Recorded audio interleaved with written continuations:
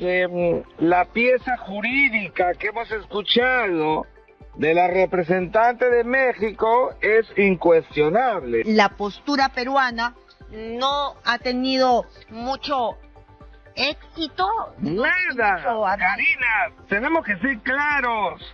Yo relievo la buena voluntad del canciller de Cela, pero ha ido en saco roto, lamentablemente no ha conseguido nada, porque la institución del asilo lo ha superado, lo superará él o el canciller que venga, porque no hay que jugar con las instituciones. No digo, te repito lo que le dije a Manuel temprano, nos vamos a volver una republiqueta, un estado bananero, entonces el Perú no es creíble y eso sí nos puede afectar políticamente, económicamente. Bienvenidos a México sin filtro.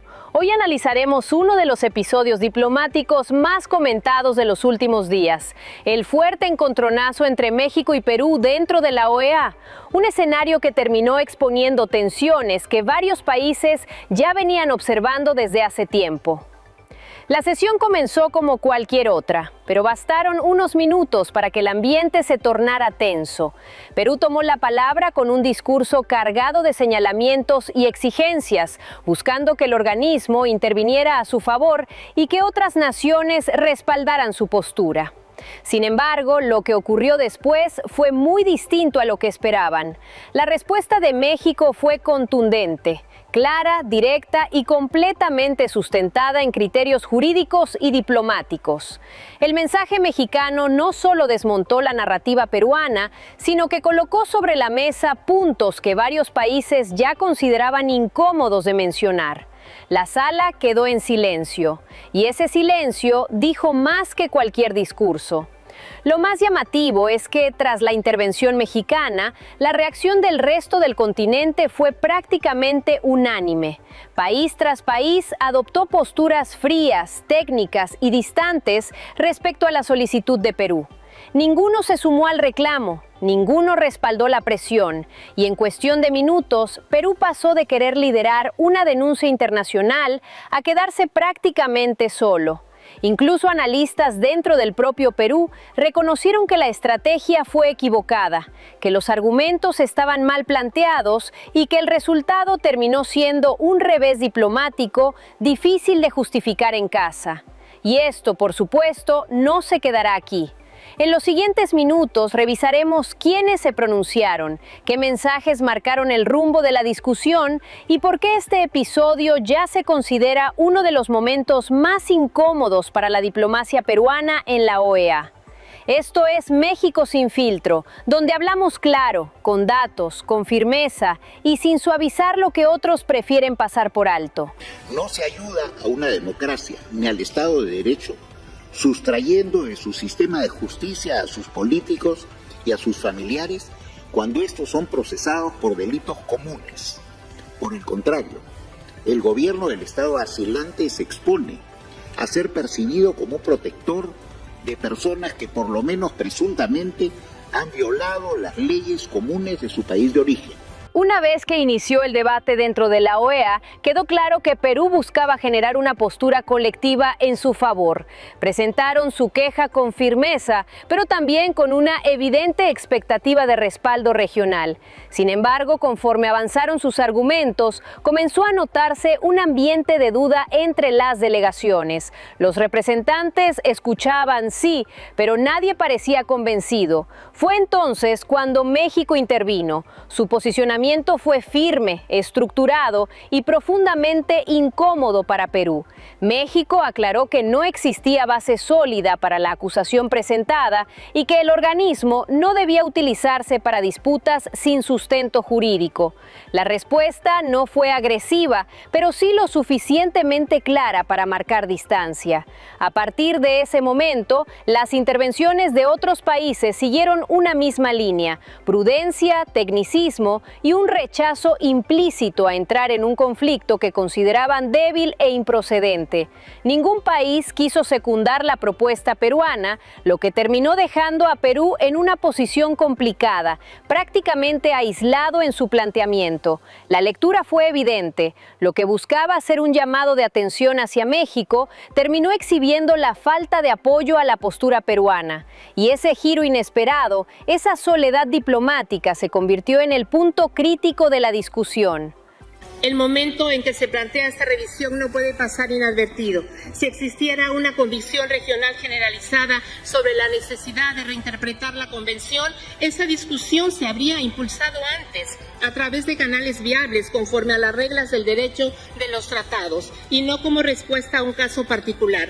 El derecho internacional no puede revisarse ni ajustarse cada vez que un Estado no está de acuerdo con su aplicación. En un caso específico, ello pondría en duda una premisa fundamental del Estado de Derecho en el plano internacional, que es la certeza jurídica. La vigencia del derecho no puede invocarse cuando las circunstancias son favorables y cuestionarse cuando son adversas. Mientras se analizaban las implicaciones del conflicto, surgió un punto que ha tomado fuerza: el papel político que representa Claudia dentro de la postura mexicana. Su nombre no aparece por casualidad. Para muchos analistas, Claudia simboliza la continuidad de una política exterior firme, coherente y muy clara respecto a lo que México defiende en foros internacionales. La lectura general es que, mientras Perú intenta cuestionar las posiciones mexicanas, México muestra una línea estable, una diplomacia que no se mueve por presiones, sino por criterios jurídicos. Y ahí es donde Claudia se vuelve un factor relevante. Su presencia política proyecta la idea de que México no solo mantiene una postura sólida hoy, sino que está preparado para sostenerla a futuro. Este punto incomoda a Perú porque significa que la estrategia mexicana no depende de un solo momento ni de una sola figura, sino de una visión más amplia que incluso figuras como Claudia respaldan y fortalecen. En otras palabras, México no improvisa, y esa estabilidad pesa muchísimo en la arena internacional. Para quienes siguen de cerca la política latinoamericana, esto es clave. Mientras algunos países cambian de discurso según el clima político, México está enviando el mensaje de que su política exterior tiene rumbo, consistencia y respaldo interno. Y eso, en un escenario diplomático tenso, se convierte en un factor decisivo. ¿A usted le parece positiva las reacciones que han tenido esta propuesta del Estado peruano mediante nuestro canciller ante la OEA? Fíjate, yo creo que lo positivo ha sido la iniciativa del canciller de ir a la OEA y, es verdad, soltar la tesis de la desvirtuación de la Convención de Caracas. Eso que duda cabe. ¿Quién podría oponerse? Se ha desnaturalizado, hay un manoseo de la institución del asilo.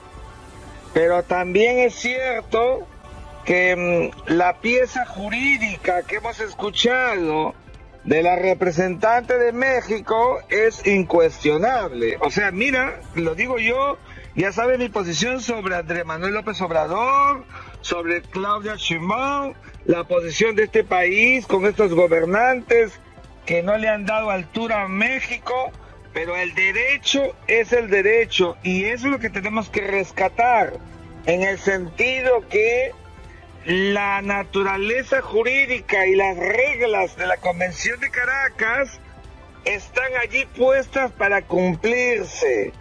La subjetividad peruana de que el asilo concedido a la señora Chávez por México, que es objetivo, porque es puro derecho, el que califica es México, la subjetividad peruana ha sido trasladada a la OEA, y la OEA seguramente lo abordará in extenso toda vez que el Perú formalice el ingreso de su pedido a través de la Secretaría General de la OEA, el Consejo Permanente lo traslade al Comité Jurídico Interamericano, etcétera.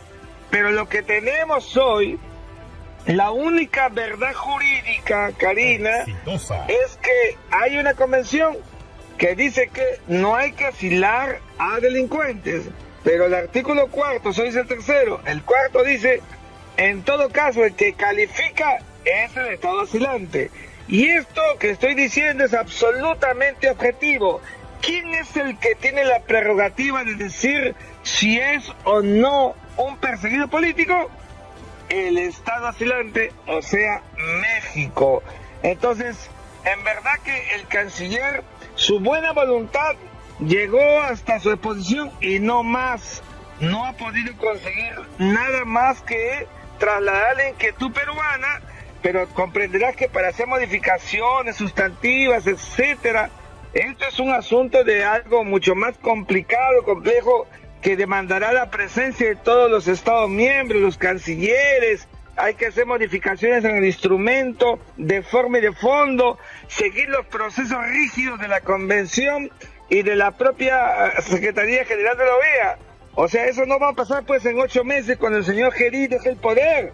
Entonces, lo que tiene que pasar ahora es que el Perú, una vez que ha formalizado su inquietud ante la Secretaría General de la OEA y está trasladada al Consejo Permanente y al Comité Jurídico Interamericano, que es el órgano consultivo que valora jurídicamente, entonces, ¿qué tenemos que hacer? Extender el salvoconducto a la señora Betsy Chávez, nos guste o no nos guste. Lo que no debe hacer el gobierno del Perú del señor Geri, a mi juicio, como profesor de Derecho Internacional lo digo, es que pasen los 8 meses, que llegue el mes de julio y no haya hecho nada y le deje al siguiente gobierno el activo de este problema. Eso no debe hacer, no sería a mi juicio el proceder estadista que esperamos del presidente de la República, que es el que tiene la prerrogativa de la política exterior, es el que decide si se le entrega o no, aunque ya sabemos que está obligado a hacerlo, pero como ya han pasado semanas y no se le ha entregado, una vez que el canciller vuelve, ¿qué más? Pues ahora hay que extender el salvoconducto. Yo creo que por allí deberíamos ir para que se vea el Perú, que manifiesta su disconformidad, su tedio, su óbice, su oposición, pero cumple reglas. Eso para mí es muy importante y es lo que más me preocupa por la imagen internacional del Perú, Karina. De acuerdo. Además también la señora Baños, la embajadora de México ante la OEA, dijo que el incumplimiento de las reglas de la Convención de Caracas constituye una grave infracción jurídica. Sin embargo, cada uno de los países que estuvieron sentados allí tuvieron la posibilidad de tomar la palabra.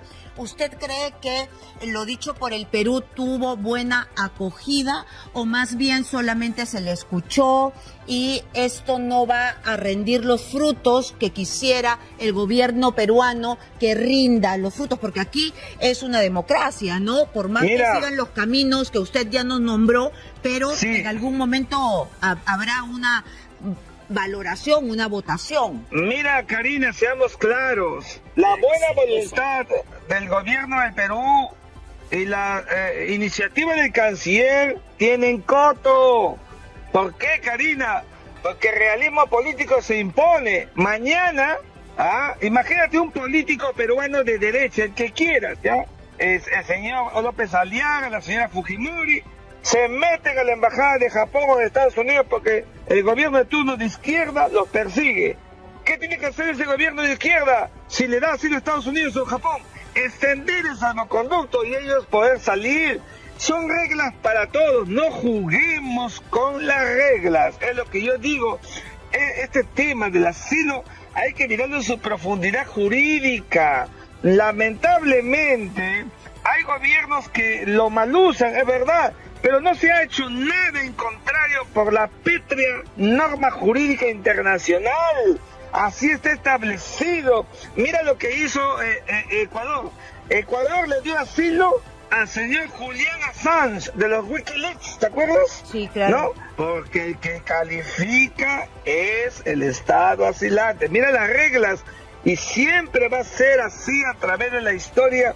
Por eso que cuando se redactó este párrafo, se buscó que sea eminentemente garantista y protector desde una visión humanitaria.